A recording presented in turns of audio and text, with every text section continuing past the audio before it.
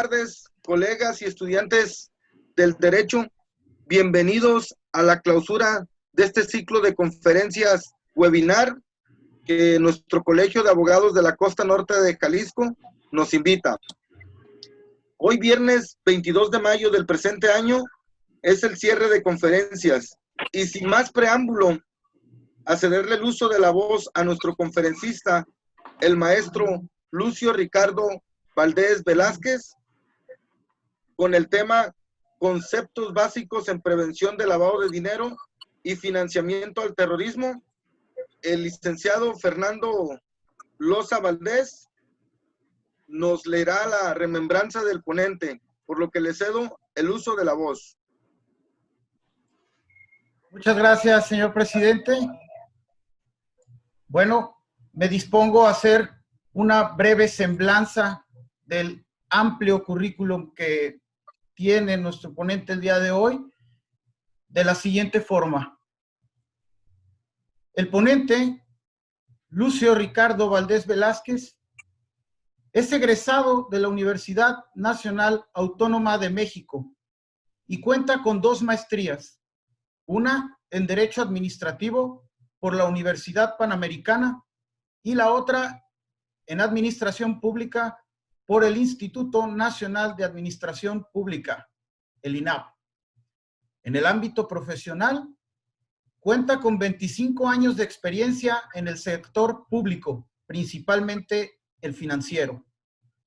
Ha laborado en distintas instituciones, como Nacional Financiera, Sociedad Nacional de Crédito, la Comisión Nacional para la Protección y Defensa de los Usuarios de Servicios Financieros, UNDUCEF, la Unidad de Banca de Desarrollo de la Secretaría de Hacienda y Crédito Público, el extinto Banrural, Bansefi, hoy Banco del Bienestar, fideicomisos instituidos en relación con la agricultura, FIRA, Banco de México y el Servicio de Administración y Enajenación de Bienes, SAE. En el año 2016 fue director de Prevención de Operaciones con Recursos de Procedencia Ilícita en la Comisión Nacional Bancaria y de Valores, donde se certificó para fungir como oficial de cumplimiento. Actualmente funge como oficial de cumplimiento en la Financiera Nacional de Desarrollo Agropecuario, Forestal y Pesquero, organismo descentralizado del gobierno federal. Démosle la bienvenida a nuestro ponente el día de hoy, el maestro Lucio Ricardo Valdés Velázquez. Muchísimas gracias, licenciado Loza. Muchísimas gracias al colegio, señor presidente, con su venia. Pues miren, yo comenzaría esta plática, esta charla que, como les decía hace un momento, me parece que es un buen comienzo para irnos habituando a este tipo de tecnologías. Y pues bueno, irnos capacitando en lo que nos ocupa como abogados para efectos de estar siempre al día en este tipo de temas, ¿no? No sé si alguno de ustedes tenga ya alguna experiencia en relación a la prevención del lavado de dinero y financiamiento al terrorismo, pero esta plática lo que pretendo es darles, pues eso, unos conceptos básicos de esta materia. Y yo comenzaría diciendo en específico, pues que, digamos, el dinero procedente de actividades ilícitas, pues no es un fenómeno nuevo o reciente en nuestro país, ¿no? Ya que en varias épocas de nuestra historia, pues los delincuentes han intentado, pues invariablemente ocultar el origen de los frutos de sus acciones delictivas, ¿no? Digamos que el crimen organizado pues se ha incrementado de manera significativa, pues, de manera incluso paralela al desarrollo de la propia sociedad. En este caso, pues generando pues, graves riesgos para la vida social y, pues, por supuesto, para el propio Estado de Derecho, ¿no? Y ustedes, como abogados, pues, lo deben de saber y entender, ¿no? Ya que, pues, de alguna manera se extiende a muchos ámbitos de la actividad económica, ¿no? De tal forma que, puede estar presente allí donde la demanda pues, reclama pues, la oferta del dinero, ¿no? Y bueno, haciendo una breve, no sé si tengas ya la presentación, Lisa Dolosa, en pantalla. No la alcanzo a ver. Haciendo ya en un breve concepto la siguiente, por favor, de los aspectos de las generalidades. Pues bueno, el término como tal del lavado de dinero, pues tuvo su origen en Estados Unidos, ¿no? Aquí les pongo una foto de uno de los zampones más reconocidos que tuvo pues, las mafias norteamericanas, ¿no? El famoso Al Capone, ¿no? Precisamente las mafias norteamericanas pues, crearon a través de una red de lavanderías las Sanitary Cleaning Shops que fueron creadas con el propósito de esconder la procedencia ilícita del dinero pues, conseguido a través de sus actividades criminales. En lo específico, pues lo que hacían era prácticamente que todo el dinero proveniente de la extorsión, del tráfico de armas, del alcohol y prostitución, pues se metía a las lavanderías y obviamente pues, se perdía el origen de los recursos, ¿no? De ahí que proviene el término de lavado de dinero desde ese entonces, desde los años 20. Hay varios sinónimos del término, seguramente ustedes los habrán escuchado. Se le conoce como lavado de capitales o de activos, blanqueo de capitales o de dinero, legitimación de capitales o de activos. Y para efectos de nuestro Código Penal Federal, pues el artículo 400 bis 1 lo considera como operaciones con recursos de procedencia ilícita, ¿no? Así es como el tipo penal se le conoce, ¿no? La siguiente, por favor.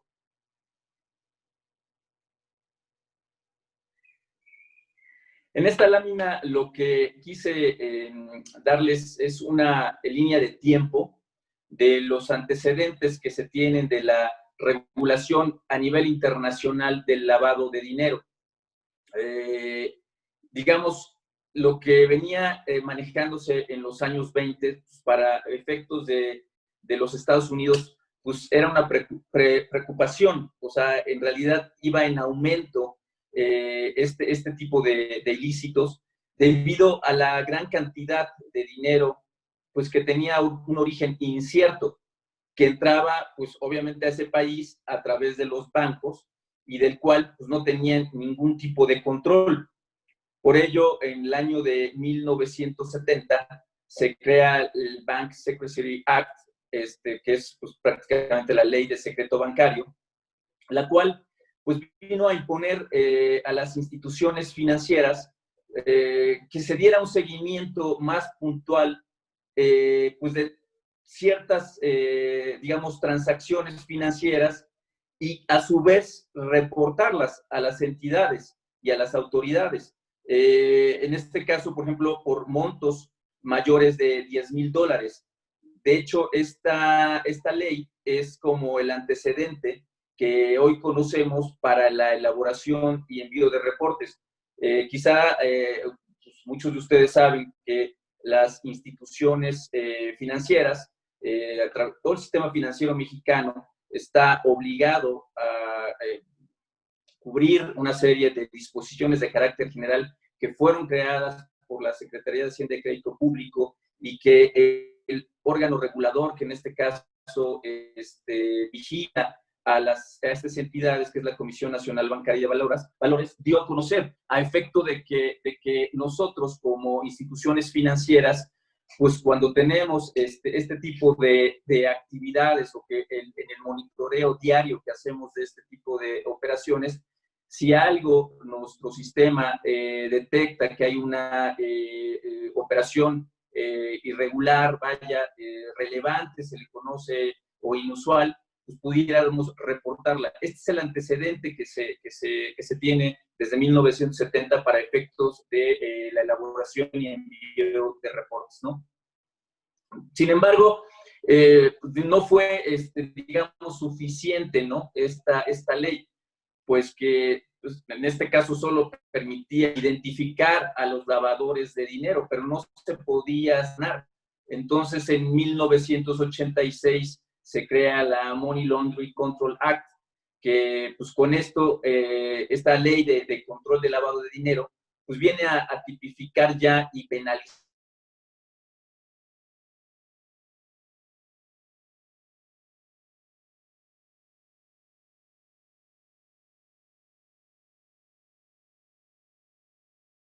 Se estaba llevando a cabo para prevenir este ilícito, pues diferentes organizaciones internacionales pues se han ido, digamos, sumando a esta actividad para crear el desarrollo de un nuevo marco jurídico, ¿no? Que ayude pues a impedir eso, que los sistemas financieros pues de todo el mundo pues sean utilizados, en teoría, involuntariamente, se lo digo entre comillas, porque muchos seguramente hasta voluntariamente se han usado para efectos de este tipo penal, pues como intermediarios, ¿no? Para la transferencia o depósitos pues de fondos de origen criminal.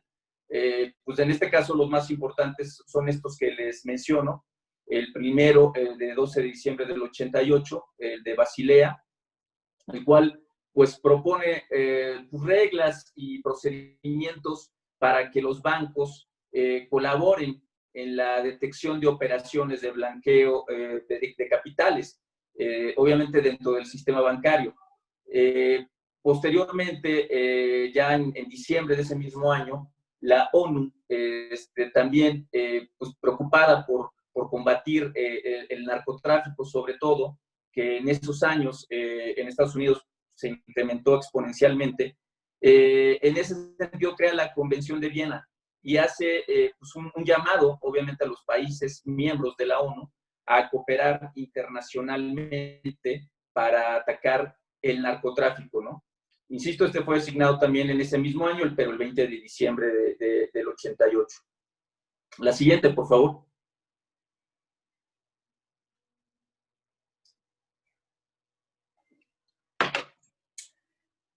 ¿Qué pasa posterior a estas, tanto la Convención de Viena como la Declaración de Basilea? En esta lámina lo que estoy tratando también es de poner una nueva línea de tiempo, pero ya, o sea, en esta materia, en prevención del lavado de dinero, pero ya en México, ¿no? Pues eso, México empieza ya como miembro de estas organizaciones, pues comienza a tomar también ya medidas necesarias para combatir el lavado de dinero. Recuerden ustedes que México ha formado parte y ha asignado una serie de tratados internacionales y convenios con diferentes organismos internacionales que manejan este tipo de, por ejemplo, fue conocido como Gafi, quizá algunos de ustedes lo han escuchado, Banco Mundial, el Fondo Interamericano de Desarrollo,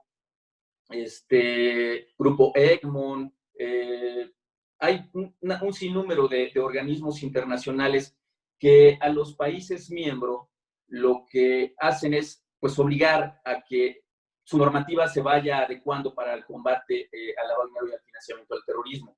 ¿Qué pasa si no tenemos una normativa específica que pueda ir, digamos, minando este tipo de actos? Pues simple y sencillamente pues nos van cerrando las llaves de financiamiento. La verdad es que si no cumplimos con estas disposiciones, muy difícilmente conseguimos pues dinero, ¿no? Para el desarrollo económico del propio país, ¿no? Entonces, México pues, empieza a tomar estas medidas para combatir lavado de dinero, de acuerdo pues, a lo pactado años atrás, en los años 80, y en 1990 pues lo que hace es tipificar el lavado de dinero como un delito fiscal, en principio, en el artículo 115 del Código Fiscal de la Federación. 6 años más tarde, del año del 96, pues se deroga este artículo 115 bis del Código Fiscal y se expide el 400 bis dentro del Código Penal Federal, vigente al día de hoy, y recibe el nombre, como les mencionaba, de operaciones con recursos de procedencia ilícita, ¿no? Ya en el 2004 se crea una unidad de inteligencia financiera. México, al ser miembro, les comento, de estos organismos internacionales, uno de ellos denominado Grupo Egmont, que es, digamos, el organismo que se encarga de todas las unidades de inteligencia financiera en el mundo, obviamente de todos los países que son miembros de este organismo, pues le solicita a México crear una unidad de inteligencia financiera. Seguramente ustedes ya la habrán escuchado, y más, creo, en esta administración, en donde, pues bueno, ha sido múltiplemente criticada la actuación de su titular, de Santiago Nieto, en virtud de que, pues, obviamente, esta es una unidad administrativa dependiente de la Secretaría de Hacienda y Crédito Público. Insisto, es una unidad administrativa, no tiene, digamos, dientes para fungir como juez, ¿no? Hay unidades de inteligencia financiera que no solo son como híbridas, tienen la parte administrativa, que es lo que maneja la nuestra en México, y la parte judicial también. En México, la UIF que tenemos es administrativa, pero algunas de sus actividades hoy en día, como el congelamiento de cuentas, las ha convertido pues, prácticamente en una unidad administrativa con visos de actividades judiciales, ¿no? Ha sido muy, muy criticada en esta materia porque ha servido incluso como para amedrentar a servidores públicos de otras administraciones, como lo habrán podido ver pues, diariamente en algunas de las noticias, ¿no? Pero bueno, en fin, esta unidad de inteligencia financiera, pues lo que hace es, obviamente, se encarga de prevenir y de combatir los delitos, pues, de operaciones con recursos de procedencia ilícita y del financiamiento al terrorismo.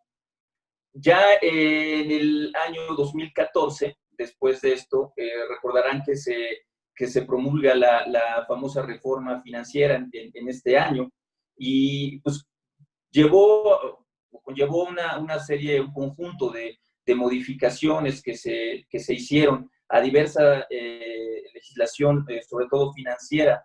En este caso, hubo una muy importante en relación a la modificación que se hace a la Ley Federal para la Prevención e Identificación de Operaciones con Recursos de Procedencia Ilícita, lo que le conocemos como la Ley FEPIORPI. Pues que está vigente desde 2003 incluso, ¿no? Aquí sí quisiera yo comentarles a ustedes que en esta materia, digamos, hay dos grandes vertientes, ¿no? Por un lado, tenemos que el lavado de dinero se puede ir o enfocar mucho, pues, al sistema financiero mexicano. Lo vamos a ver un poco más adelante.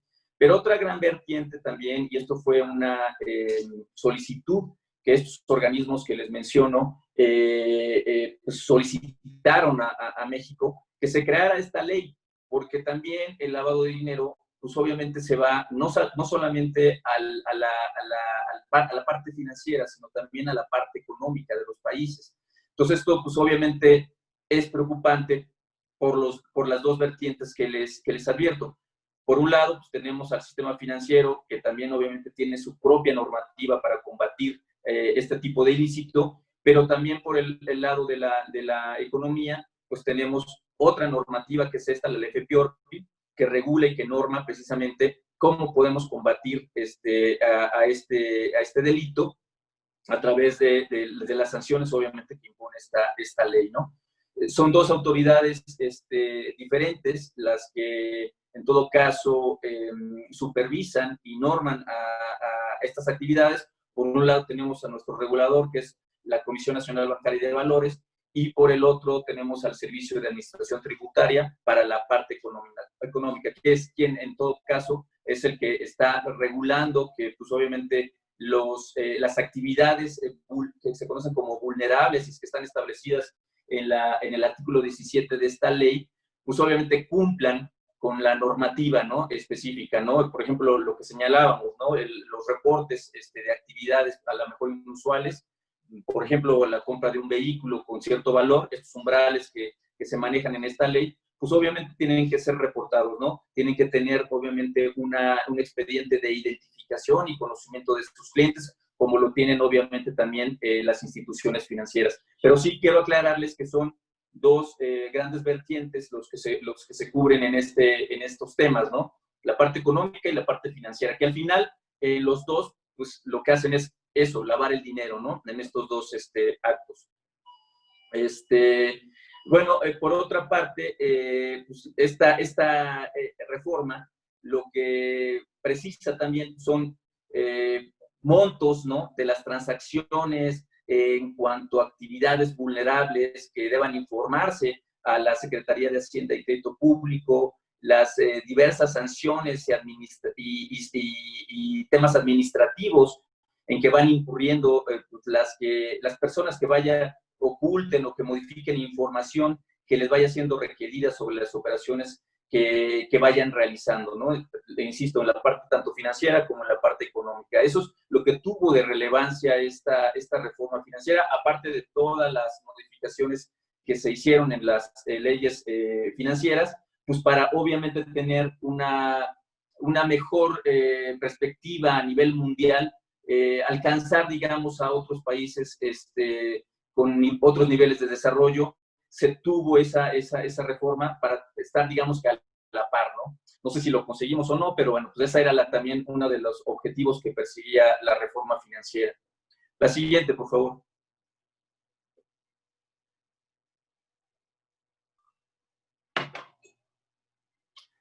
Bien, aquí les pongo una definición en términos generales del lavado de dinero.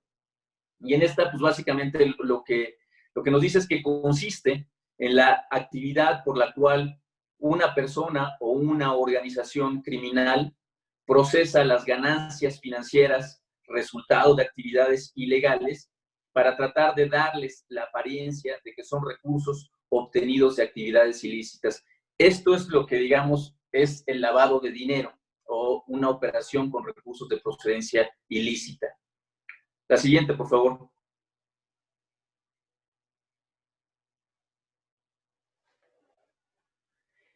Esta lámina trata de explicar cuáles son las fases o las etapas en las que el lavado de dinero se lleva a cabo.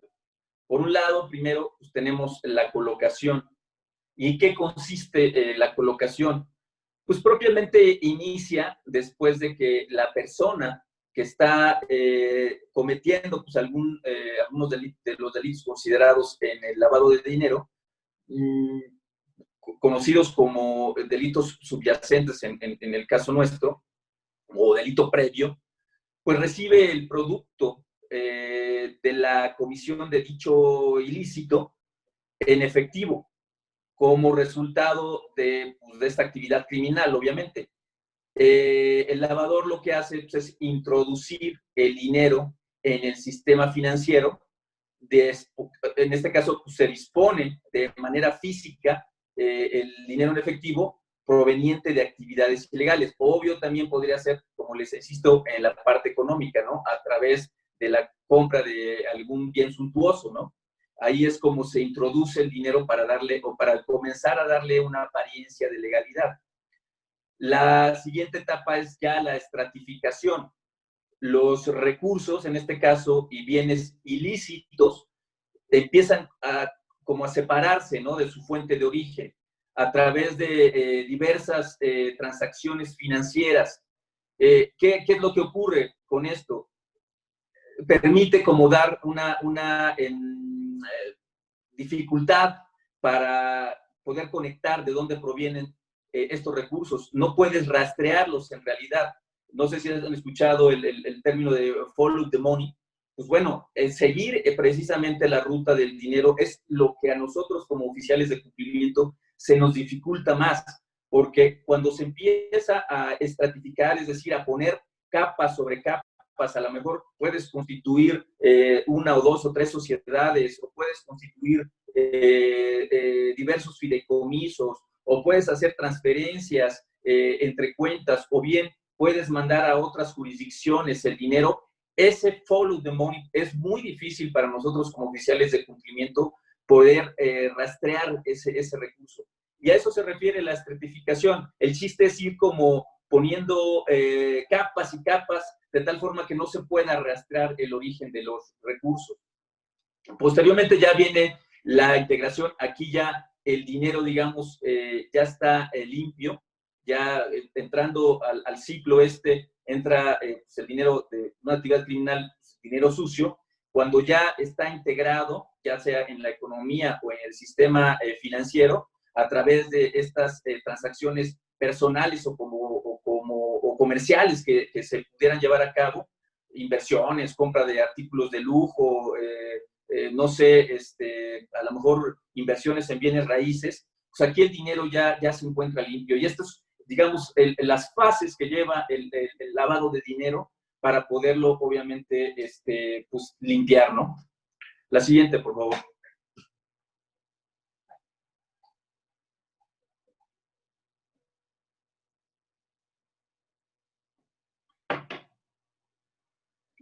La siguiente, por favor. Bien, aquí estos son algunos de los delitos generadores de lavado de dinero, lo que les mencionaba, delitos, no, es la anterior, lo que les mencionaba como delitos subyacentes. Exacto, esa. Aquí se les conoce, digo, como delitos precedentes. Tenemos, obviamente, pues por un lado la defraudación fiscal, tráfico de drogas, tráfico de armas, extorsión, piratería, secuestro.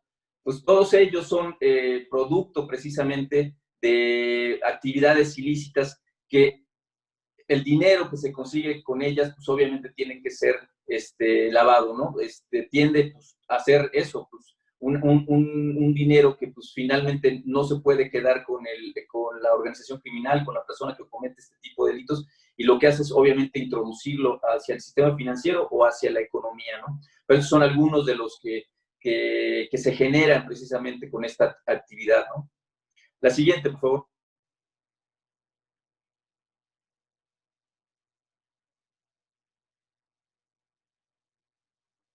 En esta lámina lo que les quiero dar a mostrar es un poco cuál es el flujo financiero ilícito acumulado en los países de desarrollo. Esta información viene lo pueden investigar también, es del Global Financial Integrity.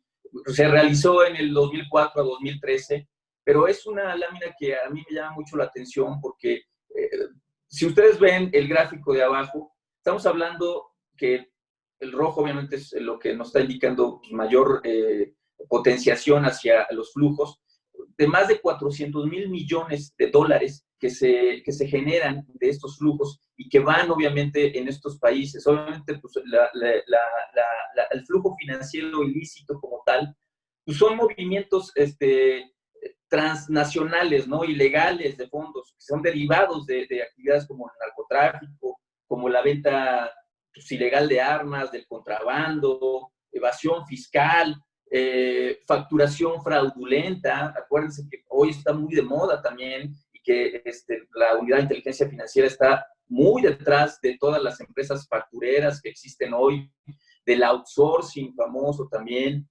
de las empresas pantalla. Digo, aquí yo quería meter unas láminas adicionales de algunos casos que se dieron cuando estuve yo prestando mis servicios en la Comisión Nacional Bancaria, ¿no? Un poco, por ejemplo, rápido les pongo el caso de Duarte, ¿no? Que todo el esquema financiero que se armó de más de 60 empresas pantalla y obviamente el caso de Duarte con relación a Cedesol, créanme, es un tema que llama la atención por los flujos financieros que ustedes saben, pues, al final se pierden, ¿no? ¿Cuál es uno de los principales problemas? Por eso quise mostrar esta lámina que ocasiona obviamente el fenómeno de estos flujos, pues es el ligado a la evasión fiscal, ¿no? Vinculados a estructuras financieras de crimen organizado. Pues, ¿qué pasa? Que descapitalizan, en este caso, al propio Estado y le impiden que se puedan brindar a todos sus ciudadanos pues, servicios públicos de calidad, como de educación, de salud, de seguridad. Hoy, por ejemplo, ¿qué estamos pasando, no? Si vemos algunas de las noticias del caso de Suecia y comparamos con el caso de México, que es muy similar en cuanto a que la gente pues no atendió mucho a las medidas de sana distancia y que hoy por hoy pues tenemos una gran cantidad de fallecimientos en nuestro país. ¿Por qué? Pues porque no tenemos un sistema de seguridad social adecuado, de salud adecuada, que nos permitan obviamente tener la posibilidad de salvar más vidas, ¿no? Eso es lo que está ocurriendo, estos flujos financieros ilícitos que se acumulan y que se acumulan, pues impiden, descapitalizan a un Estado para poder proporcionar esta clase de servicios, ¿no? Por eso quise mostrárselos, para que se den cuenta cuál es la importancia que tiene el combate al lavado de dinero y al financiamiento al terrorismo. La siguiente, por favor.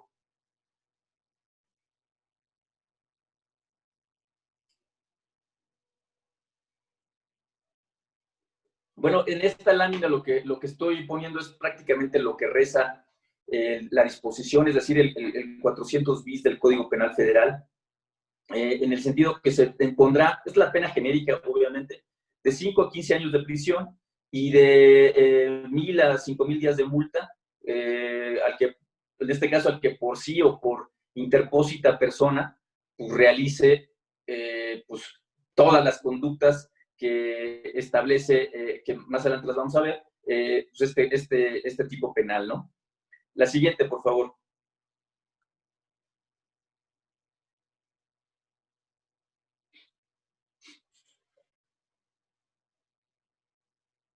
Existen, obviamente, agravantes en este tema. Y bueno, pues las mismas son que aumentan pues, de 1/3 hasta la mitad cuando las lleve a cabo, las realice un consejero, por ejemplo, un administrador, un funcionario, empleado, apoderado, prestador de servicios de cualquier sujeto obligado. Y por sujeto obligado, entiéndase tanto en la parte financiera como en la parte económica. En este caso, como sujetos obligados, está prácticamente todo el sistema financiero mexicano, así nos ubican la Comisión Nacional Bancaria de Valores, y por el otro lado, pues en la parte económica, a todas las actividades que, insisto, plantea el propio 17 de la FPORPI como actividades vulnerables, ¿no? Y en este caso, pues a cualquiera de estas personas, si estos las realizan dentro de los 2 años, incluso siguientes de haberse separado de alguno de dichos cargos, pues les podrán poner incluso hasta una inhabilitación en el caso que sean servidores públicos, ¿no? Posterior, obviamente, a la pena que se les imponga, ¿no? Dependiendo. También las penas se pueden duplicar si la conducta es cometida por servidores públicos encargados de prevenir, que esta, por ejemplo, a mí me pega, porque yo estoy encargado de prevenir, de detectar, de denunciar y de investigar la comisión pues, de este tipo de delitos, ¿no? O ejecutar, pues, obviamente, pues, ya el juzgador, pues, las sanciones penales en caso de que pues, estas no se pudieran llevar a cabo, ¿no? Así como pues, también ex servidores públicos encargados de esas funciones, ¿no? Que cometan dicha conducta en los 2 años también posteriores a su terminación, poniéndoles también una inhabilitación para desempeñar pues, empleo, cargo, comisión, ¿no? Hasta por un tiempo igual al de la pena de prisión impuesta, ¿no? También las penas aumentan, y esto también es interesante, hasta en una mitad, si quien las realiza, en este caso pues, cualquiera de estas conductas, viene a utilizar a personas menores de 18 años de edad o personas que no tienen capacidad para comprender el significado del hecho o que no tienen capacidad para resistirlo. Nosotros haciendo recapitulando, vaya, una serie de tipologías que nos dimos cuenta que existían, por ejemplo, en centros cambiarios, en la comisión, nos dimos cuenta que el crimen organizado utilizaba precisamente, por ejemplo, a amas de casa. Amas de casa, pues que obviamente pues, tienen cierta necesidad económica, reclutaba a una serie de amas de casa para irles haciendo depósitos en efectivo y que ellas pudieran a su vez retirar de sus cuentas y traspasar a otras cuentas. Esta era una forma que se pudo visualizar a través obviamente de algunos análisis que se hacían para estos intermediarios financieros, y aquí en específico pues pudieran caber esta parte, ¿no? Aquellas personas que no tienen capacidad para comprender el significado del hecho, ¿no? O sea, muchas de estas personas, obviamente a través de una comisión que les daban, pues la verdad es que no sospechaban que estaban pues, lavando dinero, ¿no? Pero es una forma, ¿no? Y es otra de las agravantes que tiene esta disposición, ¿no? La siguiente, por favor.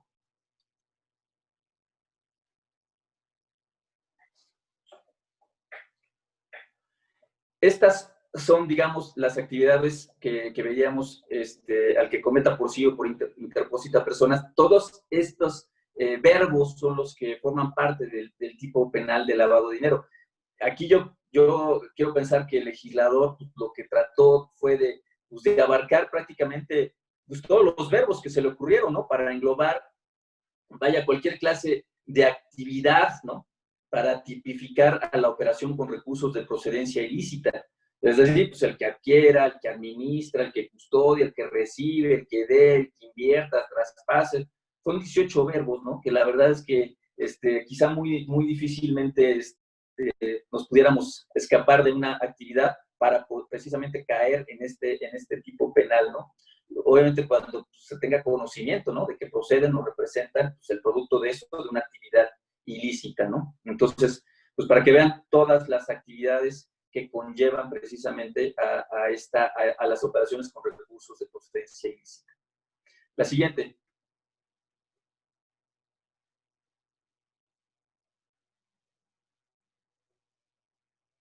¿Cuáles son algunas de las consecuencias negativas que llevan asociadas al lavado de dinero? Pues por un lado, como yo les decía hace un momento, pues reduce los ingresos fiscales, por un lado, ¿no? Gubernamentales. Hay en este caso, ¿no? Pongo ahí un caso, digamos que hipotético o no, se me ocurrió cuando hice la presentación. Les comento que donde estoy actualmente laborando, en la Financiera Nacional de Desarrollo, quizá muchos de ustedes sepan, el financiamiento que se les otorga al sector agroalimentario es un poco especial.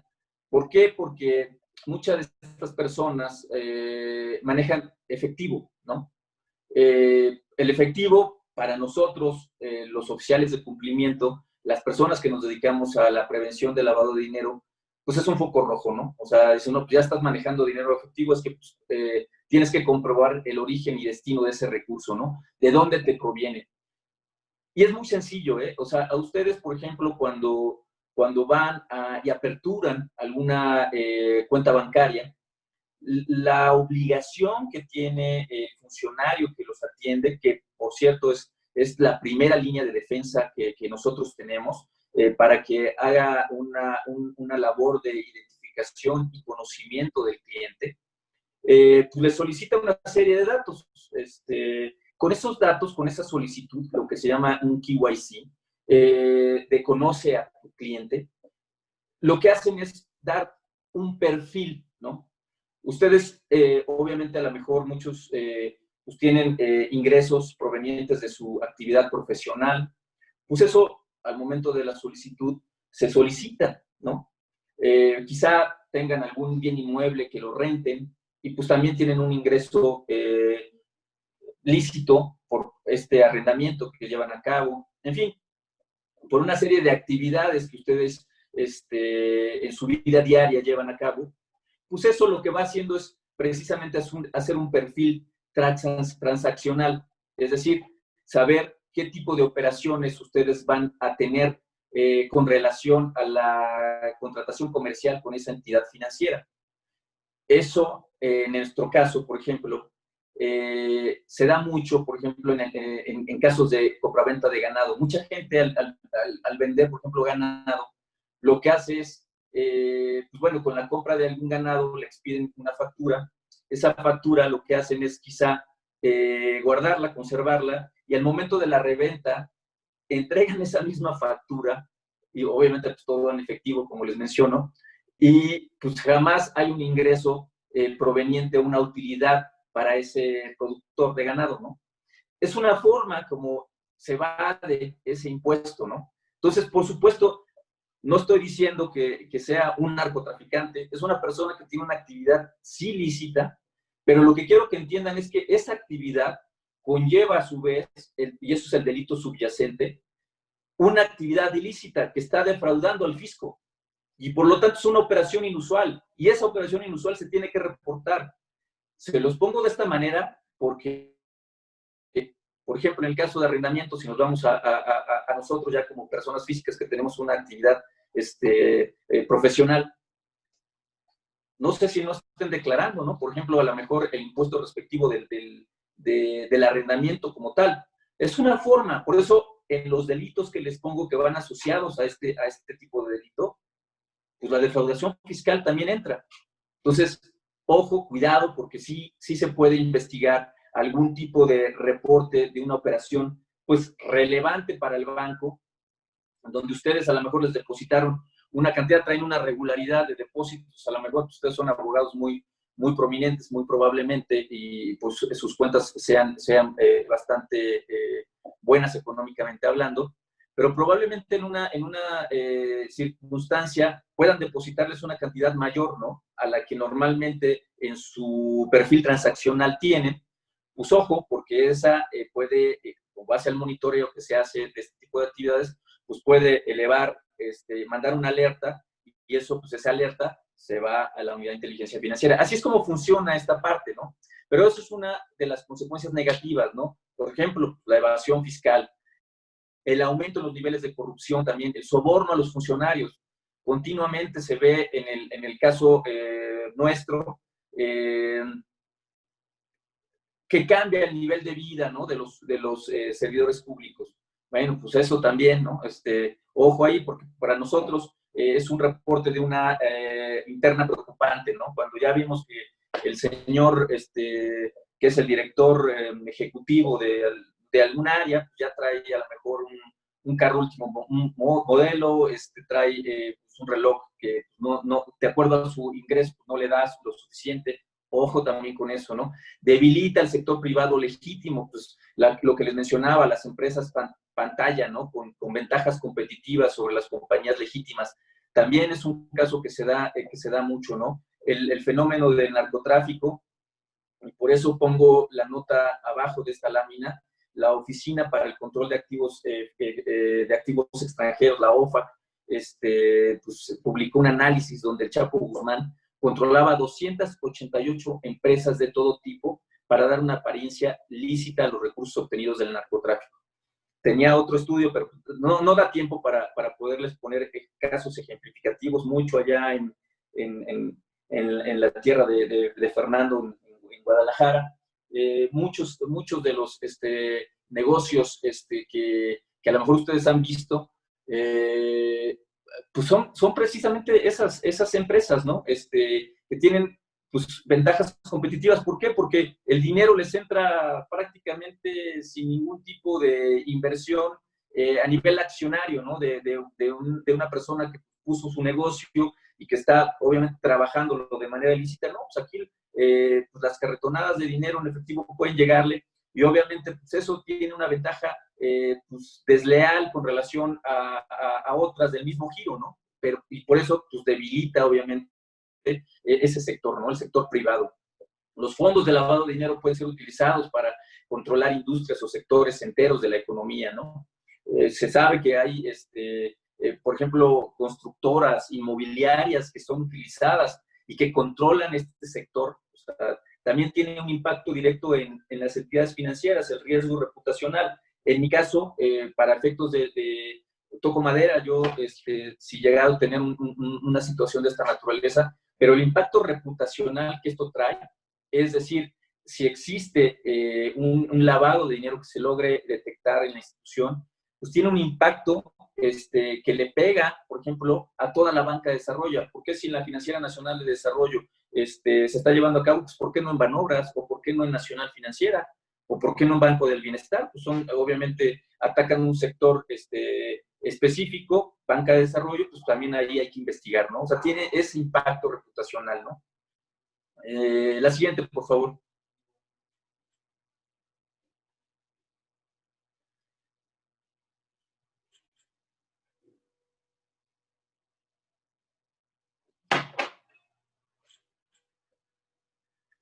Bien, aquí, digamos, la otra parte de estos fenómenos, pues es el financiamiento al terrorismo, ¿no?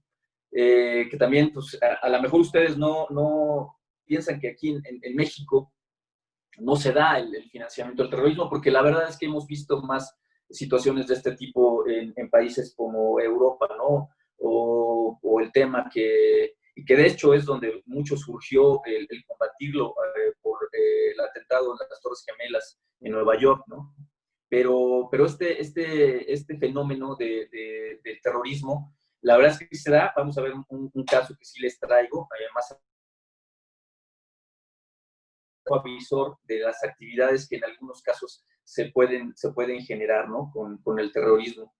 Y digamos que el antecedente de este tema, pues digamos que fue en el 1793, durante la Revolución Francesa. Aquí recordarán ustedes que fue un reinado, pues, de terror, ¿no? Prácticamente. Se registraron, hasta donde recuerdo yo, como más de 40 y tantos mil personas guillotinadas, ¿no? Ese es el antecedente que se tiene del terrorismo, ¿no? Ya posteriormente, en el siglo XIX, aparece también en Estados Unidos, para no variar, el Ku Klux Klan. Seguramente han escuchado de él, ¿no? Pues obviamente lo que prodigaban mucho era ir en contra de judíos, o sea, todo la raza blanca, ¿no? La supremacía de la raza blanca en contra de judíos, de árabes, pues valiéndose obviamente de la violencia para obtener sus objetivos, ¿no? Pero ¿cuándo fue que, insisto, tomó más relevancia? Pues fue cuando se dio el fenómeno de las Torres Gemelas en el 2001, en septiembre 11, ¿no? Cuando, pues ahí, obviamente, Estados Unidos, pues, se quitó la venda de los ojos y pues, se percató de que dentro de su propia sociedad había pues ya una serie de enemigos en contra de la forma de gobierno que tenían, ¿no? Entonces lo que hicieron fue, pues bueno, a través de otros miembros con la OTAN, inician acciones para tratar de enfrentar o afrontar este fenómeno del terrorismo. Obviamente se puede observar que en diversas épocas el terrorismo, su objetivo ha sido prácticamente, pues, intimidar, ¿no? A la población en general, de alguna forma para obligar a los gobiernos para que tomen o no ciertas determinaciones, ¿no? Aquí, por ejemplo, la definición que tenemos es que pues, consiste en la aportación, la financiación o recaudación de recursos o fondos económicos que tengan como propósito, pues eso, provocar alarma, terror en la población o a un grupo o sector de ella, para atentar contra la seguridad nacional o presionar a la autoridad para que tome una determinación. Pues en este caso también existe el financiamiento de actos terroristas, ¿no? Y de organizaciones terroristas. El 139 cuater del Código Penal Federal establece que al que por cualquier medio que fuere, y ya sea directa o indirectamente, aporte o recaude fondos económicos o recursos de cualquier naturaleza, con conocimiento de que serán destinados para financiar o apoyar actividades de individuos o organizaciones terroristas, o para ser utilizados o pretendan ser utilizados directa o indirectamente, total o parcialmente, para la comisión en territorio nacional o en el extranjero del delito de terrorismo nacional e internacional, sabotaje, robo y ataques a las vías de comunicación. Eso es como lo tenemos identificado al financiamiento al terrorismo. No sé si hasta aquí voy bien. Las preguntas serían hasta el final, entiendo, ¿verdad? Ok, continúo. Aquí también una parte que resulta importante es que a raíz de precisamente los atentados que sufrieron en Estados Unidos, en Nueva York en específico, pues la ONU sacó dos resoluciones. Se llaman 1267, o así se les conoce en este medio, la 1267 y la 1373. Y básicamente lo que establecen es, o nos obligan a las instituciones financieras a establecer una serie de criterios con tal propósito de que al momento que nosotros hacemos nuestros análisis de listas negras, existe, obviamente, es que este tema da para muchas cosas, pero también nosotros tenemos, nos proporciona nuestro regulador, la Comisión Nacional Bancaria de Valores, a través de un sistema que se llama CITI-PLD, una serie de listas que publica, en este caso la OFAC, en donde vienen una serie de nombres y de jurisdicciones y de personas morales, personas físicas, personas morales y jurisdicciones que están catalogados como ya sea lavadores de dinero o terroristas. Entonces, lo que obligan estas dos resoluciones es precisamente una vez que se identifica, no puedes tú proporcionar créditos, financiamientos o llevar a cabo alguna relación comercial con estas personas.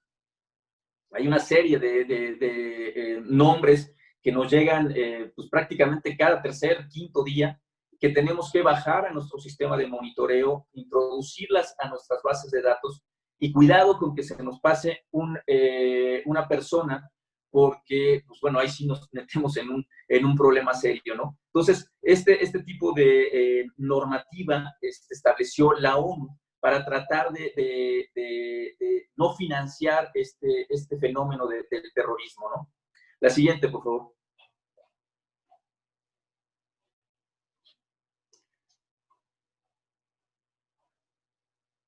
Estas son las penas que trae el delito de terrorismo conforme al Código Penal Federal. La pena genérica va de 15 a 40 años de prisión y de 400 a 1,200 días de multa. La siguiente, por favor.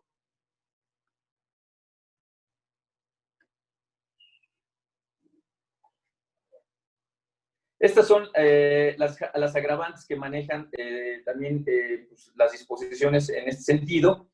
Y pues lo que hay que señalar es que aumentan en una mitad cuando el delito se ha cometido en contra de un bien inmueble de acceso público, se genere un daño o perjuicio a la economía nacional, o en la comisión del delito se tenga calidad de rehén a una persona, ¿no? Y estas son, digamos, las agravantes que tienen. La siguiente, por favor.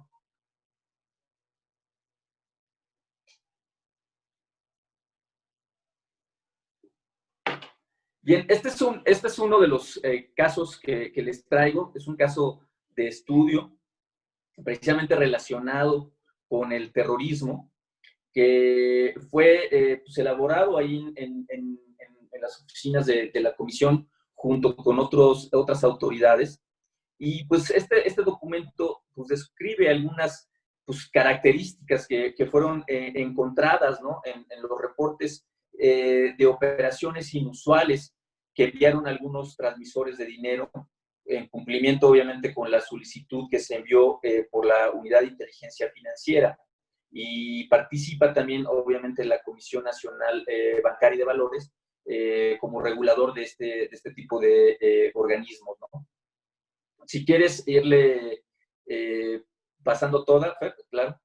Ok, tenemos aquí por principio, no. hasta donde se queda, exacto, ahí tenemos, pues, por principio, pues a 3 sujetos que son pues, de origen pakistaní, que a través de un número de celular, pues contactan a otro sujeto que es de origen canadiense. Su actividad de esta persona es ser chef de una pizzería, está ubicada en Vancouver, y pues hasta ahí pues no tenemos mayor tema, ¿no? O sea, estos individuos pues, pudieran estar quizá vendiéndole insumos, ¿no?, necesarios para su negocio, y él estar pagando a través de estas transferencias de dinero, pues, algunas pues, pagos por los diferentes transmisores de dinero, ¿no? Hasta ahí pues, creo que no hay mayor tema, ¿no? La siguiente, por favor.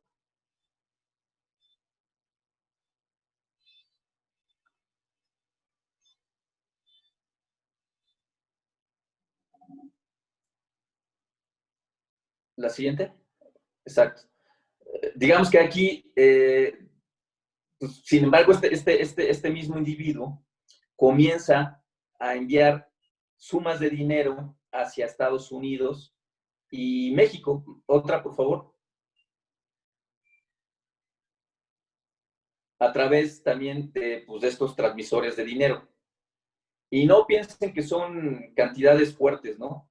Son cantidades que oscilan entre los 15 o $70, no más, ¿no? A la persona que se identifica en México, para efectos de este análisis, de este estudio, se le denominó Dante, ¿no? Pues nada más para que les quede claro en dónde se está ubicando, ¿no? La siguiente, por favor.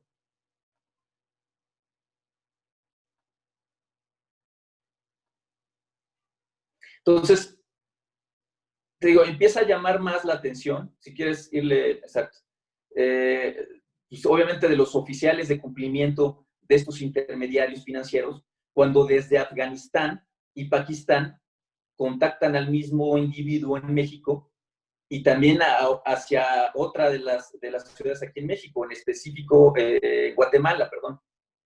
Adelante, por favor, con la siguiente.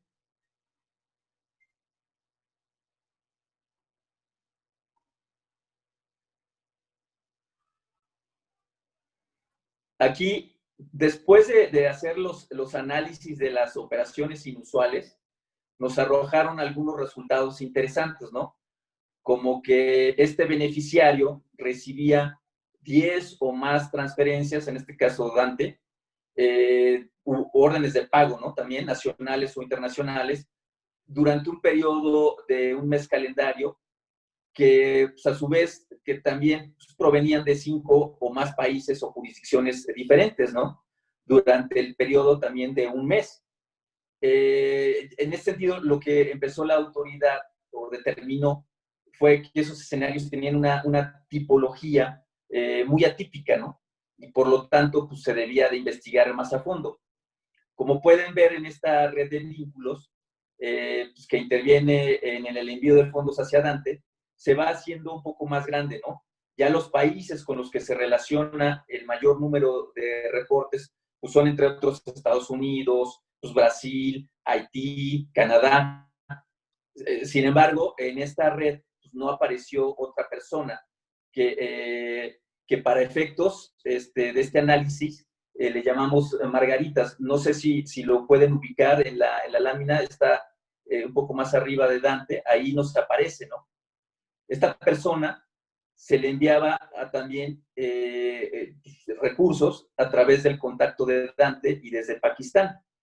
Recursos, pues obviamente económicos, que siempre se vincularon con Dante, ¿no? La siguiente, por favor.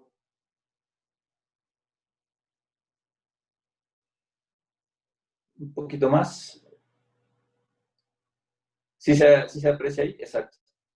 Ya cuando se empiezan a analizar las operaciones de Margarita, vean ustedes lo que nos arrojó, ¿no? Digamos que las cifras y el volumen analizado corresponden a 6 meses de operaciones.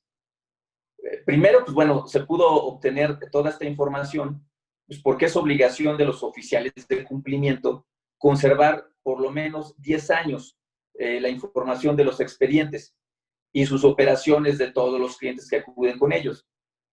Pero pues toda esta red de personas de envíos de dinero a través de distintos transmisores, pues solo arrojaron la cifra de 147 envíos de dinero a Margarita, con una suma de no más de 78,000 pesos mexicanos. Pues es una cantidad que no, la verdad es que no llama tanto la atención, ¿no? Y es precisamente eso, ¿no? No llamar la atención de estos temas con cantidades exorbitantes, ¿no? Sin embargo, pues como se puede observar, provienen de diversas jurisdicciones y de muchas personas de múltiples nacionalidades, que fue lo que más llamó la atención de las autoridades en ese entonces pues, involucradas, ¿no?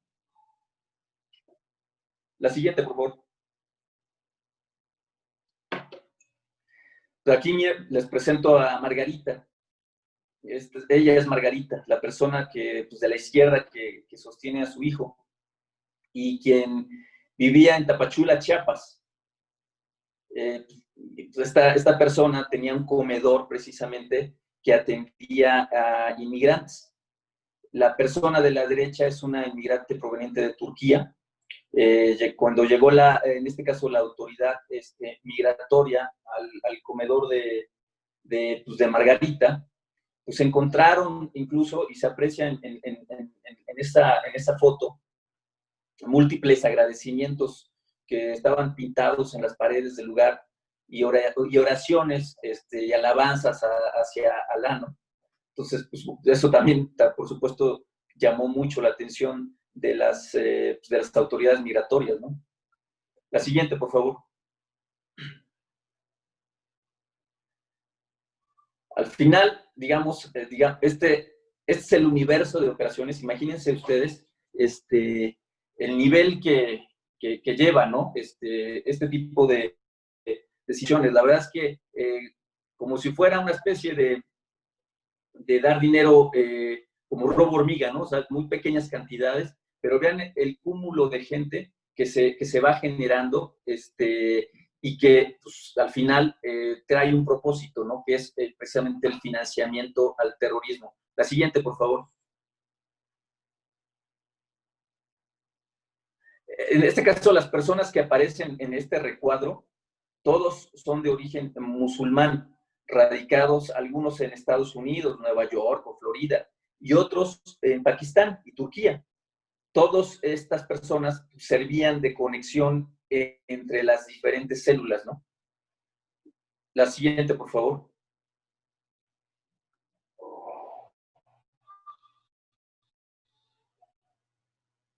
Las otras personas que también servían de conexión. La siguiente.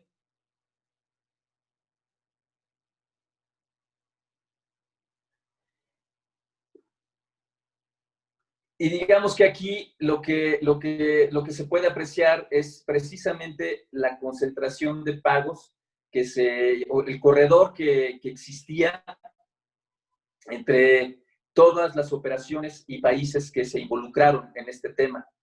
Y la siguiente, por favor.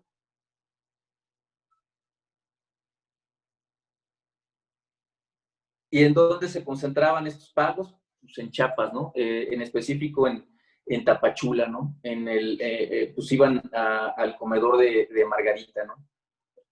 La siguiente, por favor.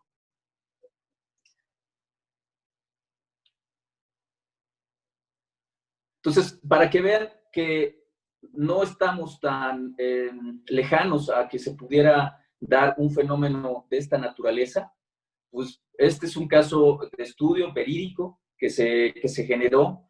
Aquí es un trabajo de un equipo, ¿no?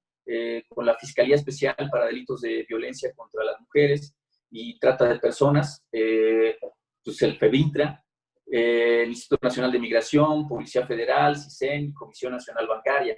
FEBINTRA inició una investigación por hechos que por lo menos pudieran ser constitutivos del delito de trata de personas, considerando a Margarita como actora principal, integrándose pues, obviamente a la averiguación previa. por parte del CISEN se elaboró un estudio sociocultural y diagnóstico social de la ciudad de Tapachula. ¿Con qué propósito? Con hacer algunos trípticos para llamar, obviamente, a concientizar a la población de Tapachula de este tipo de fenómenos, y la integración de una célula de 5 personas encubierto por parte de Policía Federal, detectándose la relación de al menos 2 hoteles y una cocina económica que facilita la estancia y movilidad de inmigrantes árabes, ¿no?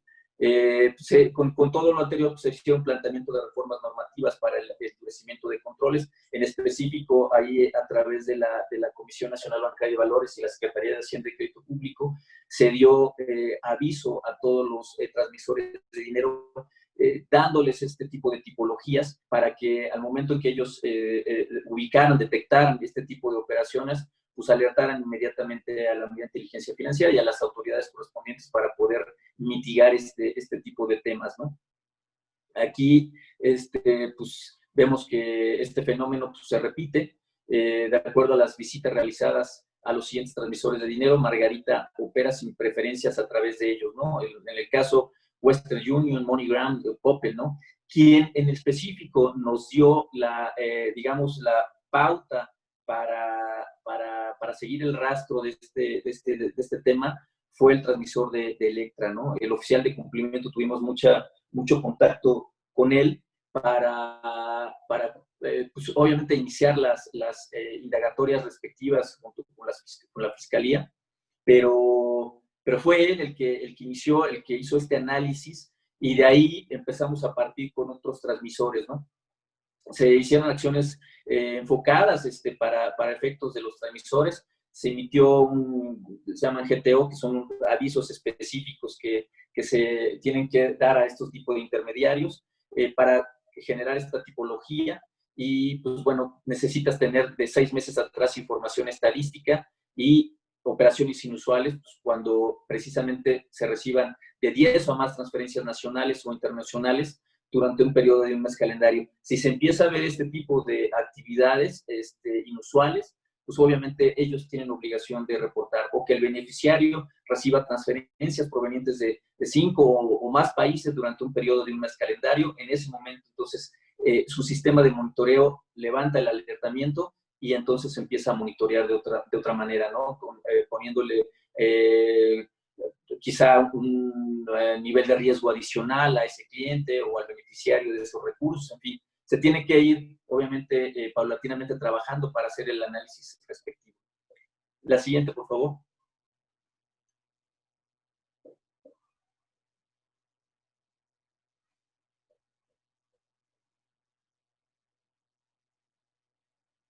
La siguiente, por favor. Bien, aquí nada más les pongo las diferencias que existen entre el lavado de dinero perdón, y el financiamiento del terrorismo. Por un lado, como veíamos, pues el lavado de dinero, los fondos provienen de actividades ilegales, ¿no? Tráfico de drogas, fraude, en fin. Por otro lado, en el caso del financiamiento, los fondos pueden ser lícitos, ¿no? O ilícitos, pero hay una diferencia, ¿no? El propósito es, pues, en el caso del lavado de dinero, ocultar el origen de los fondos. Por otro lado, se pretende ocultar el propósito para el cual son utilizados estos fondos. También los fondos los tienen que hacer parecer lícitos. Se utilizan en fines lícitos para guardar, pues, las apariencias, ¿no? Y por otro lado, los fondos son utilizados para gastos de operación, alimentos o para actos terroristas como tal. Y también le da oportunidad de incrementar su riqueza en el caso del lavado de dinero, y el objetivo en el caso del financiamiento no es generar beneficios, sino conseguir recursos para financiar sus actividades. Estas son, digamos, las diferencias que podrían existir entre estos dos delitos, ¿no? La siguiente, por favor.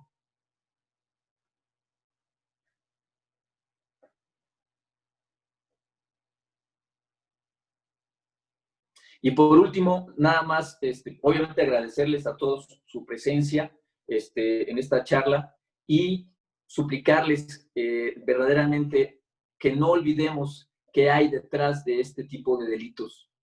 Está la explotación sexual, está el tráfico de niños, venta de drogas, obviamente, explotación laboral y extracción de órganos, ¿no? Entonces, no olvidemos, créanme que las organizaciones criminales, y más en estas épocas que estamos viviendo de pandemia, estamos nosotros constantemente recibiendo información de nuestro órgano regulador, la Comisión Nacional Bancaria de Valor, la Secretaría de Hacienda, en donde estemos con el ojo alerta, porque se dan pues, muchos fenómenos, ¿no?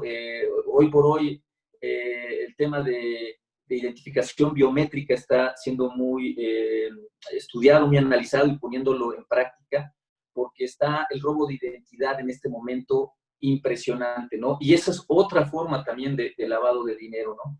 Entonces, pues nada más recordarles a todos ustedes, insistir, pues muchas gracias por su presencia y que tomen en cuenta que en el lavado de dinero siempre hay un delito precedente, un delito subyacente que está minando a la sociedad. Entonces, pues bueno, pues muchísimas gracias por su atención, es todo, les agradezco mucho.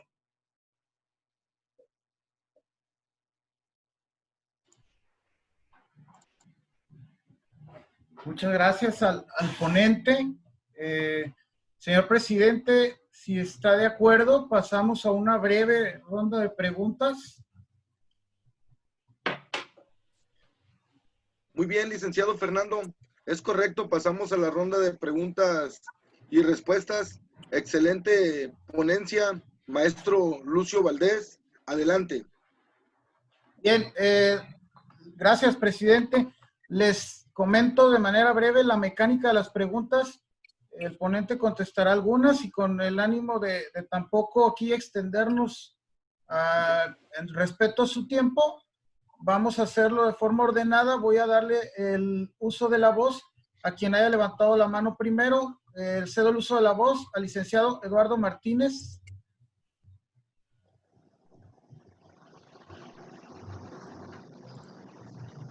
Licenciado Eduardo Martínez, le estoy mandando solicitud para reactivar su audio.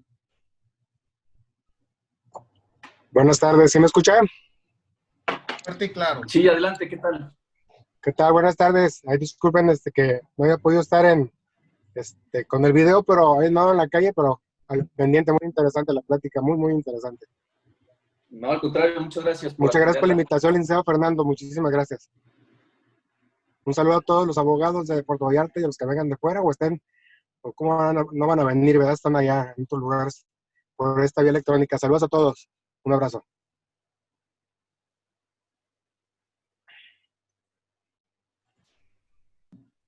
Lick, ¿tiene alguna pregunta para el ponente?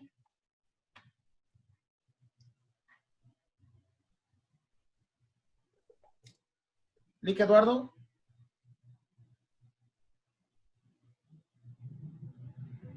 Creo que ahí perdimos un poco el audio. A ver, ahorita le escribimos. Licenciado Jorge Cadena. Licenciado, ¿tiene alguna pregunta? Sí, buenas tardes. Buenas tardes. Sí, buenas tardes. Antes que nada, un agradecimiento por la invitación a este ciclo de conferencias. Excelente ponencia. Y mi duda va en cuestión en la ley FPORPI relacionado a las actividades vulnerables. En su experiencia, yo he visto que la Unidad de Inteligencia Financiera, pues sabemos que la ley antilavado que salió 2013 y tiene algunas cuestiones interesantes por aclarar.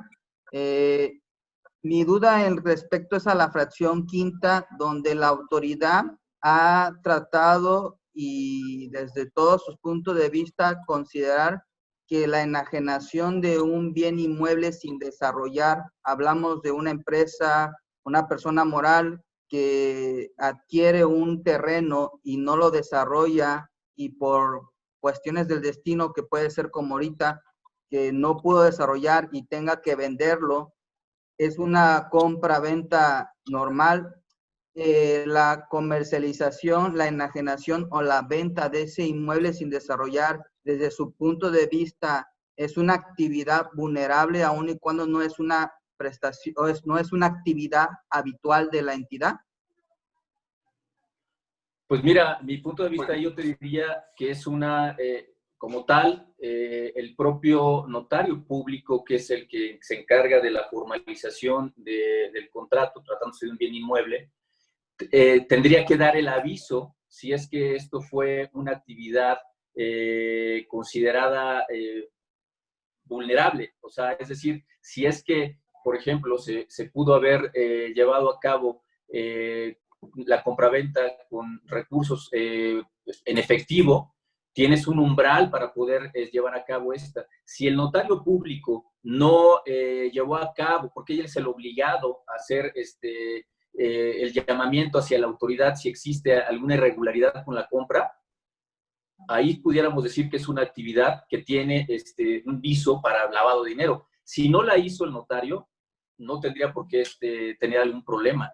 O sea, porque él es el obligado a hacer ese tipo de notificación, de ese reporte hacia la autoridad, hacia el Servicio de Administración Tributaria, ¿no? Entonces, yo no le vería el tema de que sea una actividad que tenga un viso de esta naturaleza, ¿no? Totalmente de acuerdo, inclusive eso está más adelante, las fracciones de todo lo que es fedatario público, es una de las cuales, aprovechando en su experiencia con respecto a las sanciones económicas que son bastante considerables, entiendo que es para mitigar este tipo de actividades que no se vayan propagando cada vez más. Más sin embargo, una donataria autorizada, que es una asociación civil que está obligada conforme a la fracción 16, no, creo que el 14 por ahí de la ley PIORPI del 17, pues algunas son entidades muy pequeñas y las multas son bastante agresivas. En su experiencia, ¿cómo le ha ido para la defensa de ese tipo de sanciones? Y muchas gracias ante todo. No, al contrario, mira, no soy yo tan experto en esa materia, por eso les comentaba yo que existen dos grandes vertientes, ¿no? Por un lado está el tema del sistema financiero, que es al que yo me dedico, y por otro lado el tema económico, que es a través de estas actividades, las vulnerables, que se le conocen el 17. Sin embargo, lo que te puedo decir es que hasta donde yo entiendo, las multas que se generaron precisamente y este tipo de actividad en lo específico son de las que pudieran tener incluso mayor probabilidad de financiamiento al terrorismo. O sea, si te entendí bien, estamos hablando de una asociación o cuál es la naturaleza de la entidad, porque no te alcancé a escuchar bien o entender bien.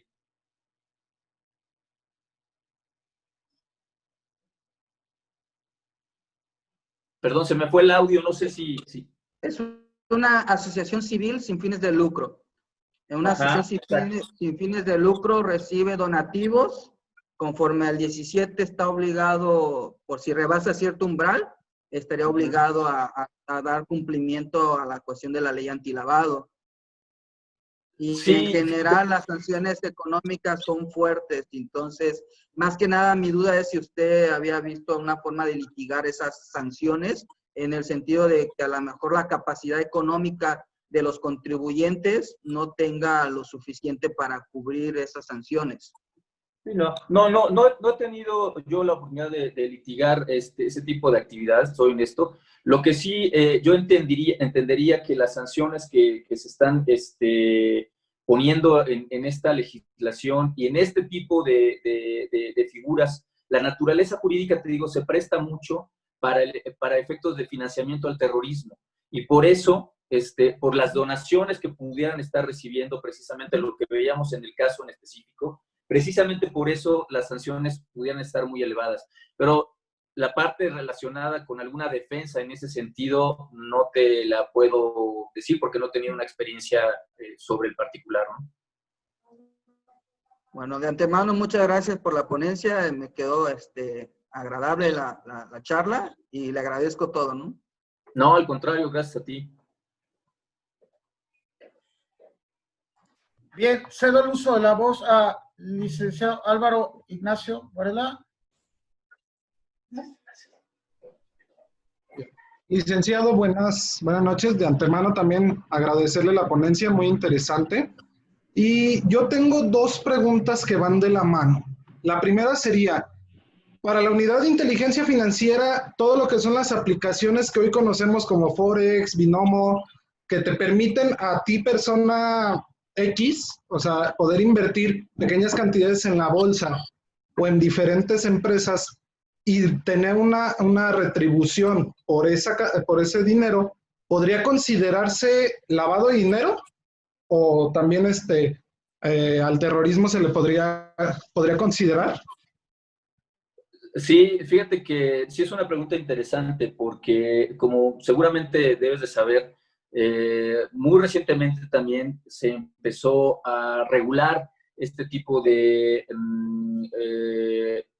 organizaciones que se están creando. La ley FinTech, no sé si la has podido leer, este tipo de operaciones que se empezaron a generar incluso por las criptomonedas que empezaron a circular, pues empezaron a tener una serie de actividades en las cuales, pues obviamente, como ya sabes, siempre las actividades de la sociedad van más adelante que el derecho, ¿no? Entonces, aquí el problema fue precisamente ese, ¿no? Que se empezaron a comercializar y se empezaron a generar, por ejemplo, a través de empresas con crowdfunding, que también son financiamientos que se le empezaron a generar a la gente que no tenía posibilidades de tener acceso a un sistema bancarizado, por ejemplo, se empezaron a generar este tipo de actividades. Al no estar reguladas como tal, pues obviamente pues las personas que se dedican a este tipo de operaciones con recursos de procedencia ilícita, pues vieron un nicho de oportunidad para empezar a meter recursos a través de estas figuras jurídicas. Y por supuesto, la respuesta para mí sí se puede generar, obviamente, tanto financiamiento al terrorismo, y hay casos también de estudio, como de lavado de dinero. Ok. Y la segunda, eso es más a mí me tocó ver a una persona llegada a mí que por N situación tuvo que irse a Estados Unidos y al momento de regresar con una cantidad pues bastante considerable, se trajo 5 millones de bitcoins en una USB. Sí. Al momento, o sea, él se dedica a todo lo que es el transporte de mercancía de carga pesada a Estados Unidos por medio de trailers, y con la empresa que trató en Texas, pues le dijeron, ¿sabes qué? Es mucho dinero en dólares, te los pagamos en bitcoins. A lo que pudimos entender en conjunto con mi familia, que son abogados, pues ahí hubo un lavado de dinero. Esta persona cometió, pues, una falta de haberlos aceptado, y al llegar aquí a México, no me pregunten qué banco lo hizo, pudo depositar las bitcoins y lo transformaron en dólares. Ahí se da, o sea, por medio de la unidad de investigación financiera, se le podría determinar que hubo un lavado de dinero o se le podría determinar que fue un pago ilícito. Mira, para empezar, yo te diría que muy difícilmente pudiera yo entender que a través de una USB pudieras cargar bitcoins. O sea, eso de entrada nunca lo he visto. Yo entiendo que los bitcoins se manejan a través de la red. O sea, se va creando le llaman una minería en cuanto a las redes que se van utilizando para poder enlazar a diversas personas que quieren adquirir este tipo de moneda virtual, pero jamás la puedes poner en una USB, ¿no? Eso la verdad es que nunca lo he visto. Entiendo que, te digo, se hace una minería específica a través de redes a nivel del internet y de una web deep, que se manejan este tipo de transacciones, pero pues sí, o sea, finalmente tampoco entendería cómo un banco se los pudo transferir a esta persona física en dólares, porque ni siquiera el propio Banco de México ha autorizado a ningún banco operar este tipo de moneda virtual, ¿no? Entonces, en México estamos muy incipientes todavía. O sea, sí hay esta ley que se crea, la ley FinTech, para poder manejar diversas actividades, como te mencionaba, el crowdfunding, por ejemplo. Esos financiamientos sí existen, pero te digo, el Bitcoin como tal dudo mucho que se haya podido manejar de esta manera. No sé si también quiso abusar de su confianza en el caso de tu familia para pues, aparentar una situación, pero no está permitido ese tipo de situaciones. No sé si escucharon también, por ejemplo, no sé, en las noticias aquí en la Ciudad de México se empezaron a generar una serie por alcaldías incluso, imagínate, una serie de billetes que permitían a la gente llevar a cabo, por ejemplo, actividades como tipo trueque. Eso es como también se puede generar un lavado de dinero también. O sea, porque al final lo que haces es intercambiar un producto, o sea, das dinero en efectivo y te están dando algún producto, un bien, un servicio, a cambio de ese dinero efectivo, ya lo metiste a la economía. Pero regresando al tema de los bitcoins, la verdad es que se me hace un poco hasta absurdo que haya dicho que se lo cambiaron incluso en dólares, ¿no? No lo he visto yo esa parte. Ok. Sí, quedaron con respuesta a las dos preguntas y muchas gracias por la ponencia. No, al contrario, gracias a ti. Bien, señor presidente, ¿tenemos tiempo para una pregunta más o procedemos a...? Una más y concluimos, licenciado. Ok, a ver, estaba creo que el maestro Moisés, pero ya no lo veo. Mejor perdió la conexión. A ver, aquí, Iván Medina, licenciado Iván Medina, ¿tiene alguna pregunta?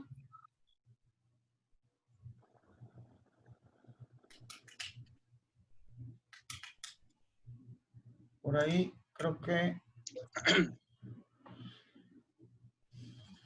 A ver, si no, licenciado Ignacio Loyo. Sí, buenas tardes. Lick, por un poquito de motivo de logística, no puedo activar lo que es la cámara, pero sí me gustaría hacer un pequeño comentario, una observación referente al tema del Bitcoin. Sí, adelante. Perdón, no me dejaba. En el tema de que sí, en efecto, sí se pueden guardar lo que son Bitcoins en una USB. Como tal, se guardan estas encriptaciones o los códigos. Como tal, esta USB son especiales que pueden llegar a costar entre 25,000 y 35,000 pesos, pero en efecto se guardan los códigos y al ser un Bitcoin, una moneda descentralizada, al no estar sustentada, por ejemplo, en la economía de un país, hay un cierto número limitado de Bitcoins que se pueden manejar entre una red. Entre bancos no se puede hacer esta transferencia efectivamente porque no lo sustenta ningún banco o no lo tiene como autorizado. Simplemente se pueden hacer transferencias entre cuentas y a la hora de hacer la transferencia de una cuenta de Bitcoin a una cuenta normal y común y corriente de banco, esta se puede ajustar a la divisa al cual del banco va a llegar, ya sean euros, pesos, yenes, libras, dependiendo, pero sí dudo mucho que lo haya autorizado un banco, pero en efecto sí se pueden almacenar los códigos de encriptación de Bitcoin en una USB. Pues muchas gracias por la aclaración. La verdad es que no lo he visto. O sea, digo, es muy incluso complicado, ¿no? La propia terminología que se ocupa para este tipo de moneda virtual. Pues interesante, ¿no? Muchas gracias por tu comentario, porque pues a mí, hasta donde yo tenía entendido, es pues obviamente a través de la misma red, ¿no? Que se va haciendo eso, lo que se llama minería, y que pues entre las mismas partes que están poniéndose de acuerdo para la transaccionalidad de este tipo de moneda, son quienes en todo caso pues pueden hacer eso, como tú decías, el intercambio respectivo, ¿no? Pero pues gracias por la aclaración. No sabía que existían este tipo de USBs y que pues, son utilizados para esta parte. Gracias.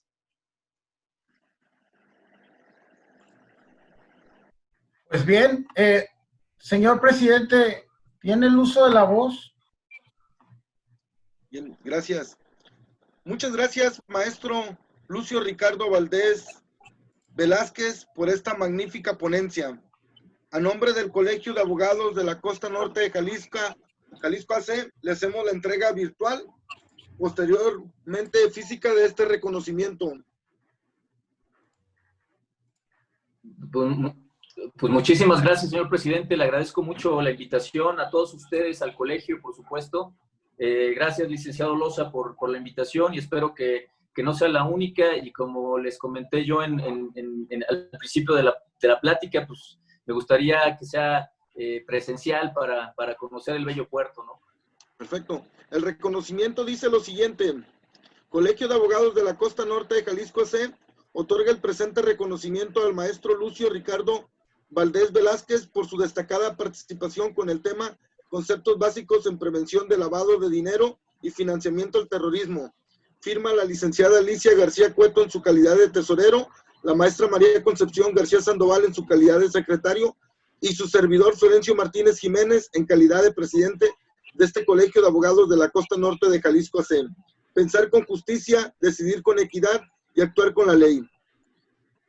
Antes que nada, quiero darles las gracias a todos los asistentes y participantes de este ciclo de conferencias.